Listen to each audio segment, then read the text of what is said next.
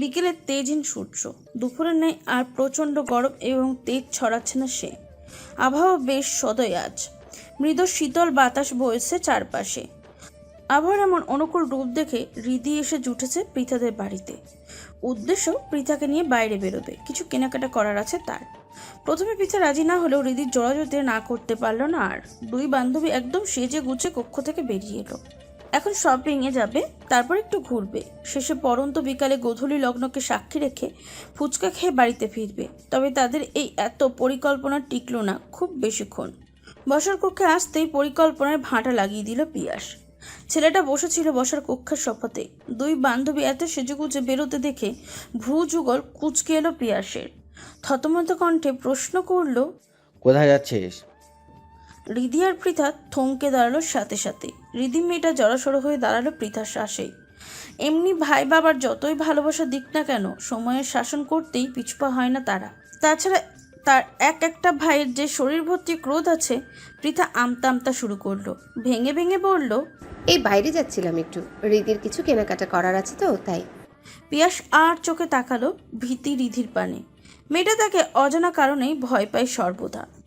এখনও এই মেয়ের উপর নিজের কোনো ক্রোধ প্রকাশ করছে বা ক্রোধের দুই চারটা থাপ্পড় মেরেছে তাও তো নয়। তারপরেও কেমন যেন মেয়েটা তার সম্মুখে আসলেই গুটিয়ে যায়। অন্যদের বেলায় তো বেশ প্রাণোচ্ছল চঞ্চল থাকে, তাহলে তার দোষটা কি? তাকে কেন ভয় পাবে? তপ্ত নিঃশ্বাস ফেলল পিয়াস, বসা থেকে উঠে দাঁড়িয়ে বলল, চল আমিও যাব তোর সাথে। পিয়াসের সাথে যাওয়ার কথা শুনে যেন আটকে উঠল দুই রমণী। রিদি খামচে ধরল পৃথার হাত। তাদের সাথে পিয়াস যাওয়া মানে সকল পরিকল্পনাতে জল ঢালা। পিয়াস তাদের বাসা থেকে সোজা শপিং মলে নিয়ে যাবে, যেখান থেকে আবার খেদিয়ে বাড়িতে নিয়ে আসবে। কোথাও ঘোরাঘুরিও হবে না, আর ফুচকা খাওয়া তো হবেই না। পৃথা জিহ্ব দ্বারা নিজের দুই ওষ্ঠ ভিজিয়ে নিল, অতবার বলল, তোমাকে যেতে হবে না ভাইয়া, আমরা দুই বান্ধবী তো আছি, যাবো আর চলে আসবো। পিয়াস এক পলক তাকালো বোনের পানে, অতপর হৃদির পানে শীতল দৃষ্টি নিক্ষেপ করে বলল, এর জন্যই তো আমাকেও আরও বেশি করে যেতে হবে। এক গর্দবের সাথে যাচ্ছে আরেক গর্দব। পৃথা আর রিধি অপমানিত বোধ করলো বেশ। তবে পিয়াসের মুখের উপর অগত্যা পিয়াসের সাথে শপিংয়ে যাওয়ার জন্য উদ্যত হলো দুই নারী। একটু বাদেই কাছাকাছি একটা ছোট্টখাটো শপিং মলে এসে পৌঁছালো পিয়াস, রিধি এবং পৃথা। তার শপিং মলে ঢুকতেই সেখানে এসে পৌঁছালো তুর্য এবং আরুষ। আরুষের উপর সর্বদা পৃথার উপর নজর রাখার দায়িত্ব ছিল। সেই দায়িত্ব পালনে নিয়োজিত অবস্থায় আরুষ যখন দেখলো পৃথা বাড়ি থেকে বের হচ্ছে, চট চলতে সে খবরটা পৌঁছে দিল তুর্যের কানে। তুর্যও দেরি করেনি, কোনো রকমে তৈরি হয়ে পিছু নিয়েছে বইয়ের। ফলস্বরূপ এখন সে শপিং মলে ঢুকে পিয়াসকে বইয়ের সাথে দেখেই মেজাজটা চটে গেল ছেলেটার।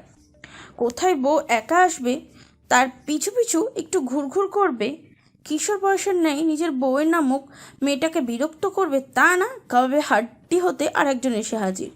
তুজো দাঁতে দাঁত চাপলো, কটমট করে আরুষকে বলল, এই আলবদরটা আমার বউর সাথে এখানে কি করছে?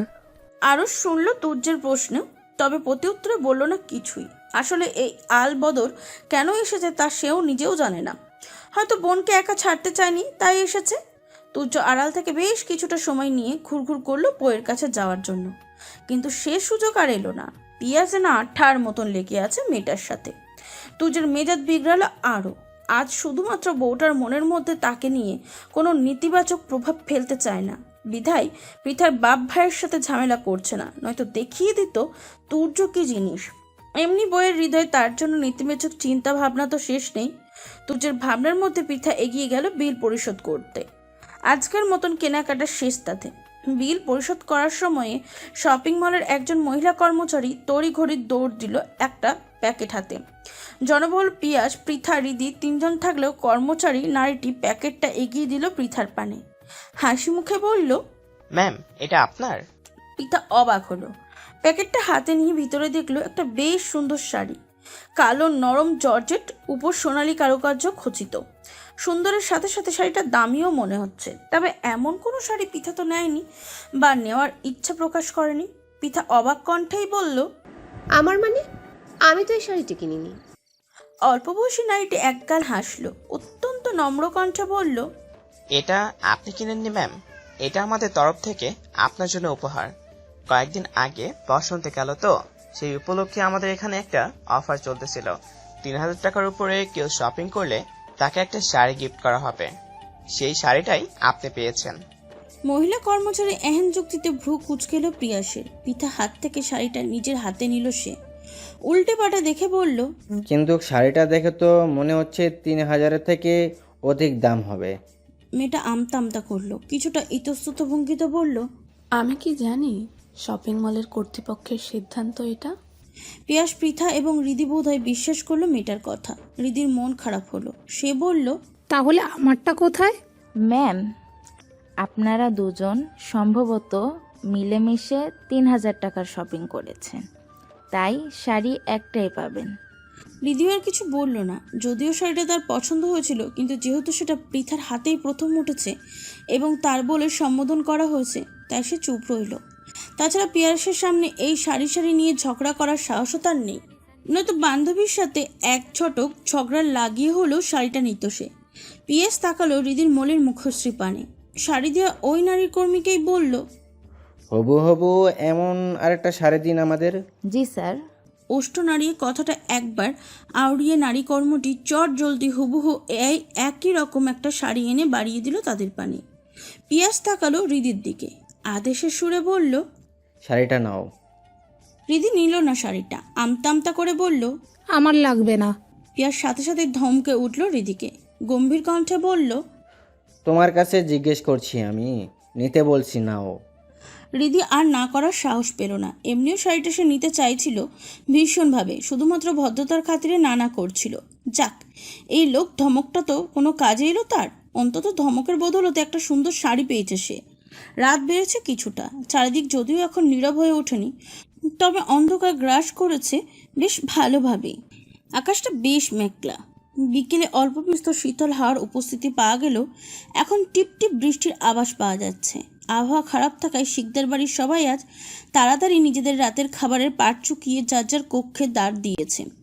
পৃথা কক্ষে প্রবেশ করে বিছানার উপর রাখা বিকেলের শপিং মল থেকে পাওয়া শাড়িটা হাতে তুলে নিল। দুপা ফেলে গিয়ে দাঁড়ালো ড্রেসিং টেবিলের সম্মুখে। শাড়িটা গায়ে ফেলে দেখতে লাগলো কেমন কেমন লাগছে তার। শাড়িটা ভারী পছন্দ হয়েছে মেয়েটার। ভাগ্যিস আজ শপিং মলে গিয়েছিল, সে নয়তো কত সুন্দর একটা শাড়ি মিস করে যেত। পৃথার শাড়িটা নিয়ে ব্যস্ততার মধ্যেই বিছানার উপর ফেলে রাখা তার মোবাইলটা বেজে উঠল প্রবল ঝংকার তুলে। মেয়েটা বিরক্ত হলো, কে আবার এই সময় কল করেছে। পৃথা এক রাশ বিরক্তি নিয়ে এগিয়ে এলো বিছানার পানে। মোবাইল স্ক্রিনে জলজল করছে অপরিচিত নাম্বার। একবার রিসিভ করবে না ভেবেও কলটা রিসিভ করলো সে। যদি কেউ কোনো প্রয়োজনে কল করে তাকে তখন, তবে কল ধরে মেয়েটা নিজের ভিতরকার বিরক্তি ভাব প্রকাশ করলো না, বরং নম্র কণ্ঠে বলল, আসসালামু আলাইকুম, কে বলছেন? সাথে সাথেই ওপাশ থেকে ভেসে এলো এক পুরুষালী গম্ভীর কণ্ঠস্বর। সালামের জবাব দিয়ে সে বলল, ওয়ালাইকুম আসসালাম। আমি কে তা জানার আগে বলো তো, তোমাকে এই বসে মোবাইল কে দিয়েছে? পৃথার কপাল কুঁচকে এলো। কে এই লোক? এই মাঝরাতে কল করে জবাব দিতে চাইছে? আর পৃথাই বা কেন অপরিচিত কাউকে কৈফিয়ত দেবে? পৃথা চরম বিরক্তি নিয়ে বলল, কে আপনি বলুন তো? আর এত রাতে কল করে এসব কী প্রশ্ন? আগে বলো, তোমাকে এই বসে মোবাইল কে দিয়েছে? পৃথা চোখ মুখ খিচে বলল, বাবা দিয়েছে। হ্যাঁ, তা তো দিবেই। তোমার রাজাকার বাপটা আমার কপাল পোড়ানোর জন্য উঠে পড়ে লেগেছে দেখছি। এই রাজাকার। এইটুকু শুনেই পৃথা বুঝে গেল কে হতে পারে এই লোক। দাঁতে দাঁত চাপল পৃথা, কটমট করে বলল, এই এই ব্রিটিশ লোক, আপনি আমার নাম্বার কোথায় পেয়েছেন? তুর্য যেন মজা পেল পৃথার কথায়। রসিয়ে রসি বলল, আকাশে বাতাসে আমার মনে। পৃথা তেতে গেল।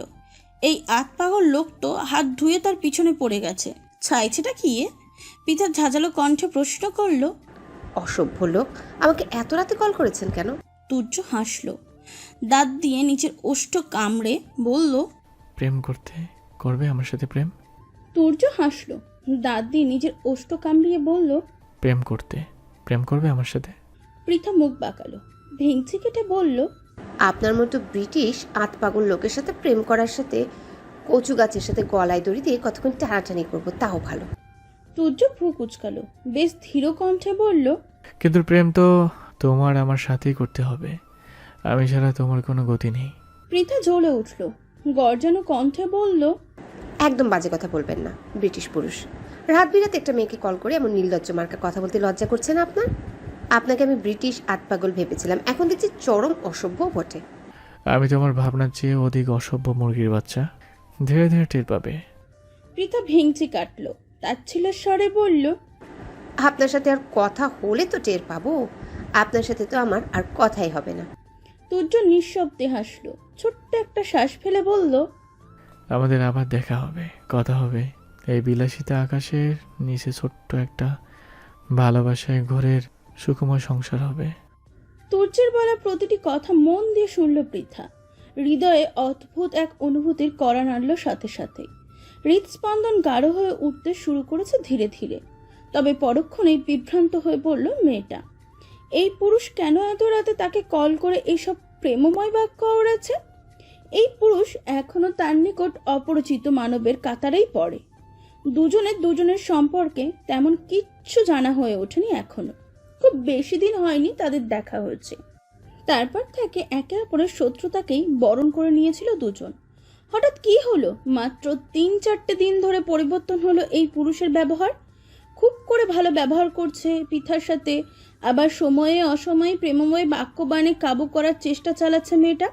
তাছাড়া একটু আগে কি সব বললো, কথাগুলো শেষ লাইন বেশ স্থিরতার সাথেই তো তুর্য নামক পুরুষটি তাকে জানান দিল, আমাদের আবার দেখা হবে, কথা হবে। পৃথার ভ্রু যুগল কুঁচকে এলো। তাদের সংসার কিভাবে হবে, কেন হবে? হুট করে এই অপরিচিত পুরুষের সাথে বিয়ে হবে তার? কোথা থেকে হুট করে উদয় হলো এই লোক? পৃথা কেমন হাঁসফাঁস করে উঠল, বিভ্রান্তপূর্ণ কণ্ঠে বলল, আমি রাখছি, আপনি আমাকে আর কল করবেন না, সাবধান। কথাটুকু বলেই মেয়েটা খট করে কেটে দিল কলটা। তুর্য হাসলো। মেয়েটাকে বিরক্ত এবং বিভ্রান্ত করতে বেশ ভালোই লাগছে তার। তুর্য ভাবলো আবারও কল করবে পৃথাকে, আর একটু বিরক্ত করবে। কিন্তু তার আগেই হন্তদন্ত হয়ে কক্ষে প্রবেশ করলো আরুষ। ব্যস্ত কণ্ঠে বলল, স্যার ওরা এসে গেছে। তুর্য পিছন ফিরে তাকালো, কপালে ভাঁজ ফেলে প্রশ্ন করলো, কারা এসে গেছে? আরুষ তাড়াহুড়ো শুরু করলো, হড়বড়িয়ে বলল, শাহিন মির্জা যে আমাদের হাতে বন্দি তা তার দলের লোকেরা জেনে গেছে ইতিমধ্যে। তার লেজ ধরেই রাজশাহী পর্যন্ত পৌঁছে গেছে ওরা। মুহূর্তেই তুর্যের চোখ মুখ শক্ত হয়ে উঠল। গম্ভীর কণ্ঠে সে বলল, সিকিউরিটি বাড়িয়ে দে, যেটাকে যেখানে পাবি তুলে নিবি। একটা গাধার বাচ্চা যেন রাজশাহীর মাটিতে পড়ে না থাকে। সুদীর্ঘ এক রাত গড়িয়ে সকালের দেখা মিলছে। রাতের নিস্তব্ধতায় ঘেরা শহরটা আবার ব্যস্ত হয়ে পড়তে শুরু করেছে ধীরে ধীরে। তবে এই ব্যস্ততার মাঝে ভয়ঙ্কর রূপ ধারণ করে আজ হামলে পড়েছে কিছু ভয়ঙ্কর শ্রেণীর লোক সমাজ। সচরাচর রাজশাহীর এমন মফস্বল শহরে সন্ত্রাস কিংবা গোলাগুলির মতন ঘটনা দেখা যায় না তেমন। তবে আজ গুলি চলছে, তীব্র বেগে গুলি, চিৎকার, চেঁচামেচি এবং জনগণকে বাঁচানোর হাহাকারের ধ্বনি শোনা যাচ্ছে চারিদিকে। আরুষকে দেখা যাচ্ছে সেই ভিড়পূর্ণ গোলাগুলির স্থানে। কাউকে কল করে সে বলছে কিছু একটা। কিছু সময় অতিবাহিত হতেই ভিড় ঠেলে বেরিয়ে এলো পরিপুষ্ট বলিষ্ঠ দেহী কিছু জনসংখ্যা। তারা বেরিয়ে দুই দলে বিভক্ত হয়ে গেল। অর্ধেক লোক জনগণকে নিরাপদ দূরত্বে সরিয়ে নিয়ে যাওয়ার কাজে লেগে পড়ল মুহূর্ত ব্যয় না করে, আর বাকি অর্ধেক নিজেদের নিকট সংরক্ষিত বন্দুক হাতে তুলে পাল্টা গুলি ছুড়ল দুর্বৃত্তদের উপরে। তুর্য এতক্ষণ গাড়িতে বসে বসে অবলম্বন করছিল আশেপাশের পরিস্থিতি। গতকাল রাতে সে বলেছিল এই দুরাত্মা গাধার বাচ্চাগুলোকে তুলে নিতে, কিন্তু আহাম্মকগুলো তা পারেনি। ফলস্বরূপ আজ এই গোলাগুলি। শুধু শুধু সাধারণ জনগণের উপর এই ভোগান্তি নেমে এলো। এইগুলোর 1 টাকা দিয়েও যদি কোনো কাজ হয়। তুর্য বিরক্ত হলো ভীষণ। একটু চোখে পায়ের গোড়ালির কাছ থেকে বের করে আনলো লুকায়িত একখানা বন্দুক। মুখে কালো মাস্ক চাপিয়ে সে বেরিয়ে এলো গাড়ি থেকে। দুর্বৃত্তদের নিশানা করে পরপর 2টি গুলি ছুড়ল। একটা গিয়ে লাগলো একজনের ডান পায়ে এবং অন্যটা অন্যজনের হাতে। তুর্য আরেকটা গুলি ছুটতে উদ্যত হতেই পাশ থেকে শোনা গেল অতি পরিচিত কণ্ঠের চিৎকার ধ্বনি। ছেলেটা কিছুটা চমকালো। পাশ ফিরতে আবিষ্কার করলো পৃথাকে। মেয়েটা কেমন বড় বড় চোখ করে তাকিয়ে আছে তার পানে। পরনে কলেজের পোশাক, তার পিঠে ব্যাগ। মেয়েটা বোধহয় কলেজে যাচ্ছিল। তুর্য বিচলিত হলো, হাত ধরে রাখা বন্দুকটা লুকিয়ে ফেললো প্যান্টের আড়ালে। পৃথা ভীত হলো বেজায়। এমন কোনো পরিস্থিতিতে এর আগে সে পড়েনি কখনো। এই যে সত্যিকারের বন্দুক, তাও সে আগে দেখেনি কখনো। তাই তো হুট করে সম্মুখে এত গোলাগুলি, রক্তপাত, আহত, চিৎকার, চেঁচামেচি, লোকজনের ছোটাছুটি দেখে ভীত হয়ে পড়েছে মেয়েটা। তার উপর আবার তার সম্মুখে দাঁড়িয়েছে একটা লোক, গুলি চালাচ্ছে কি দক্ষতার সাথে। পিতার ভীতির মধ্যেই সে লক্ষ্য করলো তার সম্মুখে দাঁড়ানো এতক্ষণ গুলি চালানো লোকটা এগিয়ে আসছে তার পানে। মেয়েটা ভীত হলো আরো। লোকটা তার পানে কেন যাচ্ছে? তাকে গুলি চালাতে দেখে ফেলেছে বলে কি মেরে দিবে এখন? দিতে পারে, এদের বিশ্বাস নেই কোনো। পৃথা ভয়ে দুপা পিছে গেল, কম্পিত কণ্ঠে বলল, আমাকে মারবেন না প্লিজ, আমার এখনো বিয়ে করা বাকি। আমি মরে গেলে আমার জামাইটা বিয়ের আগেই বিধবা হয়ে যাবে। পৃথার কথায় ভ্রু কুচকালো তুর্য। মেয়েটা আবল তো বলে সব কি বলছে, মাথা ঠিক আছে তো? তুর্য আরো তড়িঘড়ি করে এগিয়ে গেল পৃথার পানে। পৃথার হাঁটু কাঁপলো ভয়ে। এমনি মাথা ঠিক নেই তার। মৃত্যু ভয়ে কি থেকে কি বলছে সে নিজেও জানে না। নয়তো সব কানে থাকলে এমন পরিস্থিতি, এমন উদ্ভট কথাবার্তা অন্তত তার মুখ দিয়ে বেরোতো না। পৃথা নিজের প্রাণ বাঁচাতে পালাতে চাইল, কিন্তু পারল না। তার আগেই তাকে ধরে ফেললো তুর্য। পৃথার কলিজা কাঁপলো। তার ভাবনায় মতে মৃত্যু সম্মুখে এসে দাঁড়িয়েছে। না, আর পারল না। মস্তিষ্কে অতিরিক্ত ভয়, চাপ এবং চিন্তায় মেয়েটা জ্ঞান হারাতে সময় নিল না বেশিক্ষণ। ঢলে পড়ল তুর্যের বক্ষে। তুর্য অস্থির হলো, হৃদয়ে ঝড় উঠল। কি হয়েছে তার ছোট্ট বউটা? তুর্য বিচলিত কণ্ঠে ডাকলো বউকে, বলল, পৃথা, এ পৃথা, কি হয়েছে? চোখ খোলো। পৃথা চোখ খুলল না। তুর্যের অস্থিরতা বাড়ল। সে মেয়েটাকে ধরে নিয়ে বসালো গাড়ির ভিতরে। অতঃপর নিজের সিটে বসে মেয়েটার মাথা নিল কাঁধে। আলতোভাবে কয়েকটা চাপ্পড় দিল বইয়ের নরম গালে। আবারও ডাকলো, পৃথা, এ পৃথা। পৃথার হুঁশ নেই কোনো, কথা বলছে না। তুর্যর অস্থিরতায় নিজের মুখ থেকে মাস্কটা খুলে ছুঁড়ে মারল গাড়ির পিছন দিকে। গাড়ির ভিতরে থাকা পানির বোতল থেকে অল্প পানি হাতে নিয়ে ছিটা মারল পৃথার চোখে মুখে। তবু মেয়েটার চোখ খুলো না। তুর্য ভেজা হাতে আবারও আলতোভাবে কয়েকটা চাপড় দিল মেয়েটার গালে। ব্যগ্র কণ্ঠে শুধালো, কি হয়েছে? কথা বলো বউ। ওদিকে গোলাগুলির থেমে গেছে ততক্ষণে। তুর্যের লোকেরা দুর্বৃত্তদের পুরো দলটাকে ধরে নিয়েছে, স্থান পরিষ্কার করে দিয়েছে। পরিস্থিতি এখন সম্পূর্ণ অনুকূলে। কেউ এসে হুট করে বলতে পারবে না এখানে একটু আগে এত বড় গোলাগুলি হয়েছে। আরুষ এসে বসলো গাড়ির ড্রাইভিং সিটে। পৃথাকে নিথর হয়ে পড়ে থাকতে দেখে তুর্যকে উদ্দেশ্য করে জিজ্ঞাসা করলো, ম্যামের কি হয়েছে স্যার? তুর্য পৃথার পানে দৃষ্টি রেখেই জবাব দিল, এগুলো দেখে ভয় পেয়ে গেছো? থামলো তুর্য, চোখ মুখ শক্ত করে পরক্ষণেই বলল, গাধার বাচ্চাগুলোকে ততক্ষণ পেটাবি যতক্ষণ না জ্ঞান হারায়। আমার বউকে ভয় দেখানো ওদের বাপের নামে আমি ভুলে দেব। কথাটা শেষ করে আবার ব্যস্ত ভঙ্গিতে পানি ছিটিয়ে দিল পৃথার চোখ মুখে। মেয়েটা খানিক বাদে পিট পিট করে চোখ মেলে তাকালো, সাথে সাথে উত্তেজিত হয়ে পড়ল আবার। উত্তেজিত কণ্ঠে বলল, আমাকে মারবেন না দয়া করে, আমি কাউকে কিচ্ছু বলবো না। তুর্য দুই হাতে নিজ বক্ষের সাথে আঁকলে নিল মেয়েটাকে। আদরে কণ্ঠে বলল, কেউ মারবে না তোমাকে, আমি আসি তো। পৃথা বোধহয় ভরসা পেল তুর্যের কথায়। উত্তেজনা কমলো কিছুটা। তবে যখন মেয়েটা আবিষ্কার করলো সে তুর্যের বুকে লেপ্টে রয়েছে, সাথে সাথে ছিটকে দূরে সরে গেল।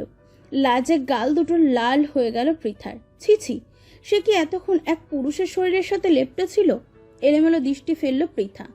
আমতা আমতা করে বলল, ওখানে একটা লোক গুলি চালাচ্ছিল তো, তাই একটু ভয় পেয়ে গিয়েছিলাম আর কি। তুর্য স্বস্তির নিঃশ্বাস ফেললো। যাক, মেয়েটা তাকে চেনেনি। চিনলে হয়তো ঝামেলা হতো অনেক। এমনি তাদের সম্পর্কের ঠিক নেই কিছু। তার মধ্যে এই যদি পৃথা কোনো মতে জেনে যেত এই গোলাগুলির মূল সে, তবে আর এ জন্মে বউকে পাওয়া লাগতো না। ভাগ্যিস মাস্ক পরেছিল। ওই মাস্কটা আজ বাঁচিয়ে দিল। রাতের আধারে ছেয়ে গেছে চারপাশটা। চারিদিকে নীরব হতে শুরু করেছে একটু একটু করে। শিকদার বাড়ির সবাই রাতের খাবার খেতে বসেছে ইতিমধ্যে। পৃথা খাবার নিয়ে শুধু বসে রয়েছে, খাচ্ছে না মোটেও। চোখের সম্মুখে বারবার তার ভেসে উঠছে আজ সারাদিনের ঘটনাগুলো। সারাদিনের স্মৃতিচারণ করতে করতে হঠাৎ মেয়েটার স্মরণে এলো তুর্যের কথা। অমন একটা ভয়ঙ্কর পরিস্থিতির মধ্য থেকে ওই লোকটাই তো তাকে বাঁচিয়েছিল। আচ্ছা, এই তুর্য চৌধুরী আসলে কে? কি তার পরিচয়? পৃথার হঠাৎ মনে এলো সেদিন ছেলেটা বলেছিল তার বাবা তুর্যকে চিনে। চিনতেও পারে, তাই হয়তো তুর্য কলেজে তার বাড়ির ঠিকানা খুঁজেছিল। কিন্তু সে মনে মনে ভুল ধারণা মজেছিল।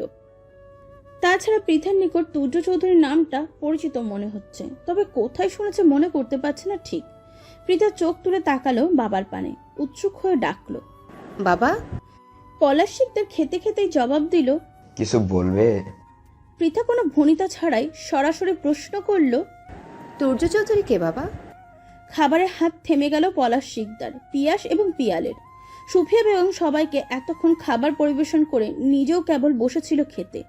এর মধ্যে হঠাৎ মেয়ের এমন অপ্রত্যাশিত প্রশ্নে তিনিও থমকে গেছেন।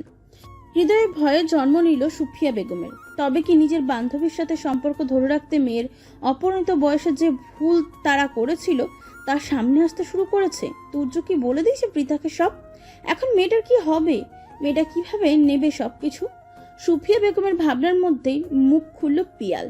বড় ভাই আর বাবা এখনো অবধি পৃথার কথার পরিপ্রেক্ষিতে কোনো উত্তর না দিলে সে চুপ রইতে পারল না। অধৈর্য হয়ে বোনকে প্রশ্ন করল, কেন? তুর্য চৌধুরীকে দিয়ে তোর কাজ কি? সে কিছু বলেছে তোকে?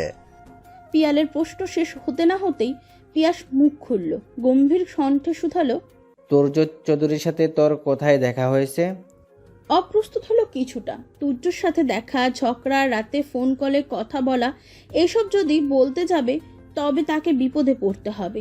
তার ভাই আর বাপ মিলে পুঁতে দেবে এখানেই। এলোমেলো দৃষ্টি ফেলল পৃথা, আমতা আমতা করে বলল, হ্যালো বন্ধুরা, পরবর্তী পার্ট খুব তাড়াতাড়ি আসবে, তো সবাই অপেক্ষায় থাকো। আর চ্যানেলটি যারা এখনো সাবস্ক্রাইব করনি তারা পরবর্তী পার্ট দেখার জন্য চ্যানেলটি সাবস্ক্রাইব করে রেখো। ধন্যবাদ সবাইকে, আমাদের সাথেই থেকো।